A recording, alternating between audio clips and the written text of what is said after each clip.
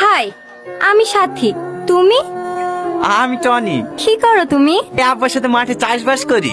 ঠিকই ধরেছি, আসলেই গরিব। শপিং করার লাগি, সিনেমা দেখার লাগি বড় লোক বয়ফ্রেন্ড তো আছে। এটাকেও হাত পাশ রেখে দিই, ফোনে রিচার্জটা তো করে নেওয়া হবে। হ্যাঁ, আমাকে তুই ফোনে রিচার্জ করে নিবা? কই না তো, কে বললো তোমাকে? এই আবার শুরু করে দিয়েছি। না রে, ও এক্ষুনি মনে মনে বললো ওর বড় লোক বয়ফ্রেন্ড আছে, আমাকে হাত পাশ রাখবে। এই খাসি আবার মনের কথা শুনতে পায় নাকি? হ্যাঁ গো, শুনতে পাই। না আর হবে না, সারা তুই সারা জীবন সিঙ্গেলে থাক। এরকম মেয়ের সাথে প্রেম করতে গিয়ে সিঙ্গেল থাকাই ভালো। তো গার্লফ্রেন্ডেরও তো 4টি বয়ফ্রেন্ড আছে। হ্যাঁ, 5টার সময় টাইম দেওয়া আছে, তোর সাথে দেখা করা হয়ে গেলে আরেকটা আসবে। বিশ্বাস না হলে তোর গার্লফ্রেন্ডকে জিজ্ঞাসা করে দেখ। ওগো এইসব কি বলছে?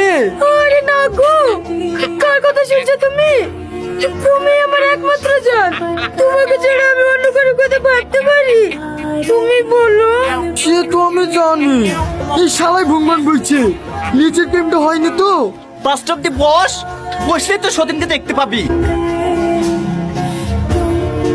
বাদ দাও তো তোমার এই পাগল বন্ধুর কথা। হেই লাও জান, খাবারটা খেয়ে নাও, আমাদের খাবার যেতে হবে। দেখছি পালানো লেগে আঁকাবাকি করছে। 5টা বেজে গেলে ধরা পড়ে যাবে যে। এই তুই চুপ কর তো।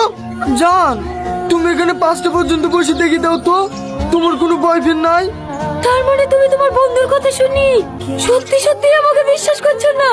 তুমি জানো তোমাকে আমি এতটাই ভালোবাসি, তোমার জন্য আমার জীবনটাও দিয়ে দিতে পারি, আর তুমি তোমার বন্ধুর কথা শুনি আমাকে সন্দেহ করছো।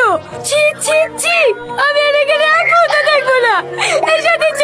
বলে নাটক করছে, পালাবে ধর।